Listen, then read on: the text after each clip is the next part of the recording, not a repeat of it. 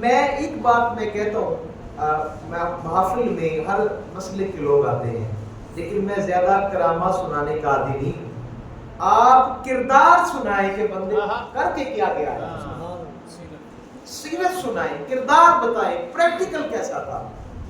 حضور غوث اعظم شیخ عبد القادر جیلانی جن کے نام کی محفل سجائی ہے یار، آپ نے ایسا صبر عطا اللہ نے آپ کو عطا کیا جب آپ طالب علمی کا دور تھا آپ کا، آپ فرماتے کہ بڑے بڑے 30 40 دن گزر گئے کہ جب کچھ بھی نہیں کھایا۔ اور میں ایک دن میں ایسی مجھے بھوک نے بڑا ستایا، بڑے دن گزر گئے، تو فرمایا کہ ایک کوئی بندہ مجھے ایک پرچی لپیٹ کے کاغذ میں کچھ پیسے دے گیا، اور میں نے اس سے کچھ ایک نان اور حلوہ خریدا۔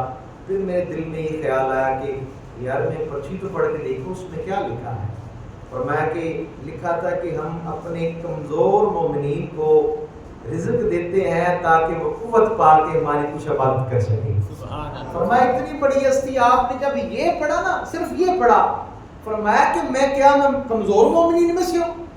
40 دن گزر گئے۔ بھائی یہ تصور کر کے دیکھیں، 16-17 گھنٹے کا روزہ ہوتا ہے یار، وہ برداشت نہیں ہوتا، بندے کی زبان تالو کے ساتھ چمڑ جاتی ہے، جاتی حالت خشک ہو جاتا ہے، چہرے کی رنگت زرد پڑ جاتی ہے۔ بھائی وہ کیسا عالم ہوگا، کیسے وہ اللہ کی رضا میں جب بندہ رہنا شروع کر دے تو مالک کی طرف سے آزمائش بھی پڑی آتی ہے۔ ویسے ہی قرآن ایک طرف تو یہ ہے قرآن کریم میں کہ تمہاری اولاد اور مال جو ہے یہ اللہ کا فضل ہے، اگر آپ نیک طریقے سے حلال مال کما کے حلال کام یا خرچ کرتے ہیں تو یقین جانے اس سے اچھا کوئی مال ہی نہیں ہو سکتا۔ آپ کی اولاد ہے، وہ آپ کی وہ نیکی کا کام کرتے ہیں، پنجگانہ نماز ادا کرتے ہیں، حضور علیہ الصلوۃ والسلام کے عاشق ہیں، درود و سلام کی محفلیں سجاتے ہیں، درود و سلام پڑھتے ہیں، یقین کریں ایسی اولاد سے بڑھ کے نیک اولاد کوئی نہیں ہے، یہ بھی اللہ کا فضل ہے۔ لیکن دوسری طرف قرآن کریم میں مالک کا یہ ارشاد ہے کہ بھئی دیکھ لینا کہ تمہاری اولاد اور مال تمہیں اللہ کے ذکر سے نہ غافل کر دو۔ کیسے؟ آپ کی اولاد ہے، حضور علیہ السلام سے پوچھا گیا یا رسول اللہ یا حبیب اللہ آپ بچوں سے بہت زیادہ محبت کرتے ہیں، فرمایا میرے اللہ نے مجھ پہ کرم کیا، میرے مالک کی یہ عطا ہے کہ میں میرے ذریعے مجھ سے ان بچوں کے لیے میں رحمت ہوں، اور میں ان سے محبت کرتا ہوں، میرے مالک کا حکم میرا مطالعہ کرتا ہے۔ آپ بچوں کی جائز خواہشات پوری کرتے ہیں، جائز خواہشات پوری کرتے ہیں کہ اگر دین کے لیے بچوں کو نکالتے ہیں، ان کے لیے اچھے کپڑوں کا بندوبست کرتے ہیں، خوراک کا بندوبست کرتے ہیں، لیکن وہی اولاد جو ہے وہ آپ کو غافل کیسے کرتی ہے کہ جب ان کی شادی کا موقع آتا ہے تو مہندی جیسی جو آج رسمیں نکل آئی ہیں، ہندوانہ رسمیں، سکھانہ رسمیں جو نکل آئی ہیں، اگر آپ اس پہ ڈول ڈمکا کرتے ہیں، ناچ گانا کرتے ہیں تو یقین جانے پھر آپ غافل ہیں، یقین جانے پھر آپ غفلت کی طرف ہیں، اور غفلت سیدھی جو ہے وہ تباہی ہے، ہلاکت ہے، اور کچھ نہیں۔ مال ہے اگر آپ نے حلال طریقے سے بھی کمایا ہے لیکن خرچ آپ حرام جگہ پہ نہیں۔ ہمارا معاشرہ جو ہے اس میں ایک بڑی بات یہ ہے کہ ہم نے فلاح و بہبود کا، ہم نے کامیابی کا جو خود سے راستہ متعین کر لیا ہے۔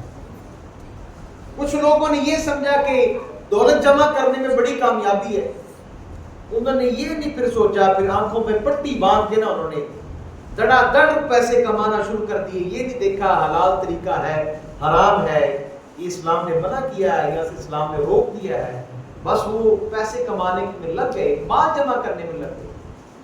کسی نے یہ سوچا کہ بھئی شاید یہ بہت زیادہ جو گاڑیاں بنگلے عمارات اکٹھی کرنے میں، بڑے بڑے محلات بنانے میں کامیابی ہے، لیکن وہ غفلت میں پڑ گئے یار، نہیں انہیں پتا تھا کہ یہ تو فانی دنیا ہے، ختم ہو جانے والی، کچھ باقی نہیں رہنے والا۔